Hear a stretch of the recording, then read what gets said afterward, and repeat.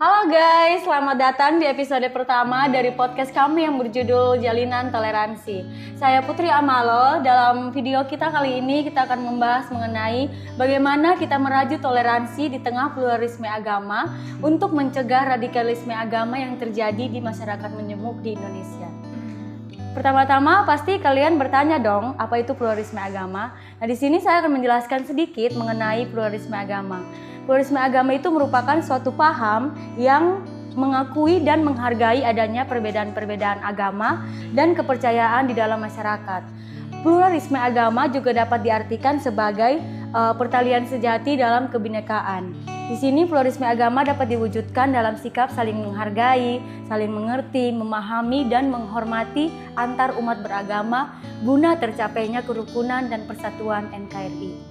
Oke, di sini saya bersama dengan beberapa narasumber yang akan sama-sama mendiskusikan mengenai hal ini dan kita akan sama-sama berdiskusi untuk mencari solusi yang terbaik untuk masalah isu sosial kontemporer ini.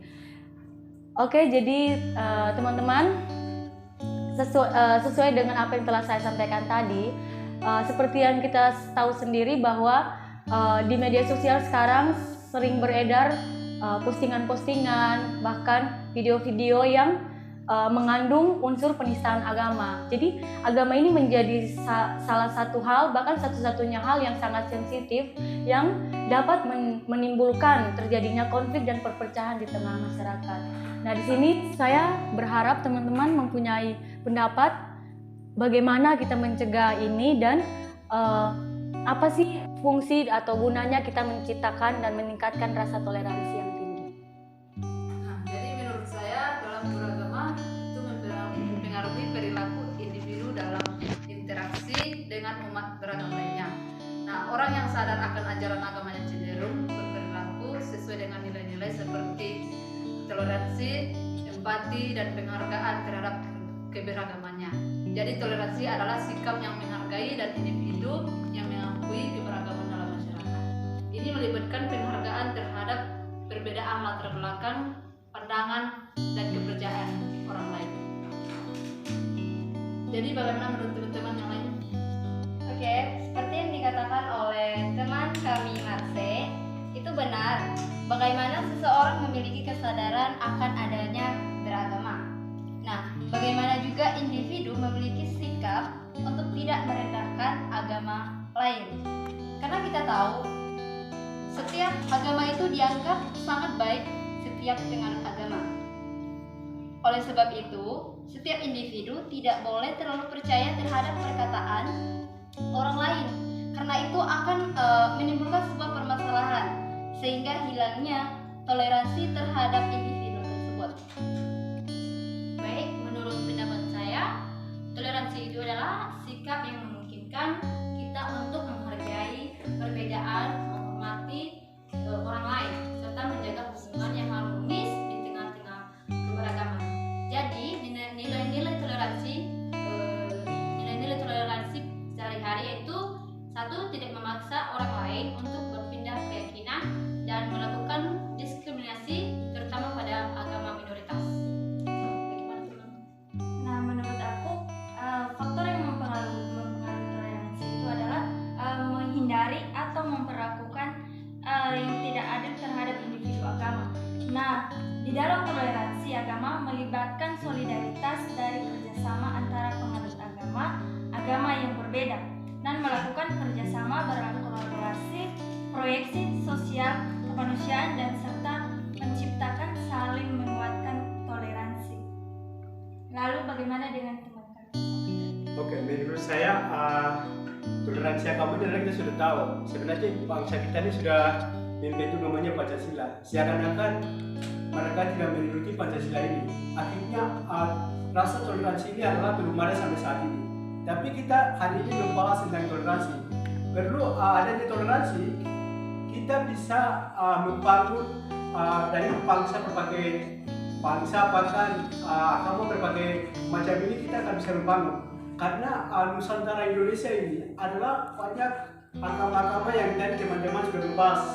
Jadi hal ini akan kita membawa dan akan membangun dari sesuai dengan kita diskusi hari ini.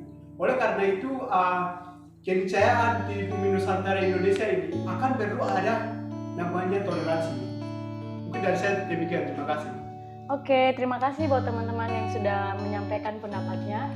Nah, seperti yang kita tahu bahwa kemajuan teknologi itu kita tidak bisa hindari. Nah, di sini bagaimana agar orang-orang yang menggunakan media sosial ini dapat menggunakan media sosial dengan bijak sehingga tidak postingan mereka atau apapun yang mereka upload di media sosial itu tidak mengandung penistaan agama.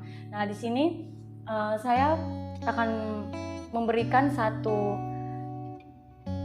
pertanyaan, bagaimana kita bisa mempraktikkan nilai-nilai toleransi dalam kehidupan sehari-hari, di mana keadaan sekarang yang seperti yang kita lihat bahwa perkembangan teknologi itu kemajuannya sangat pesat.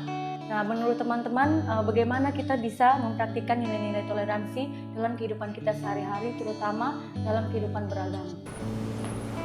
Menurut saya, mempraktikkan nilai-nilai toleransi dalam kehidupan sehari-hari itu kita bisa melaluinya dengan menghargai keberagaman budaya dan tetap terbuka dengan berbagai pendapat.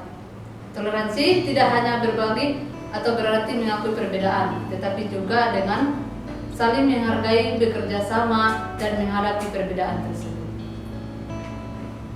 Oke, baik, seperti yang dikatakan oleh Kak Marse, itu benar.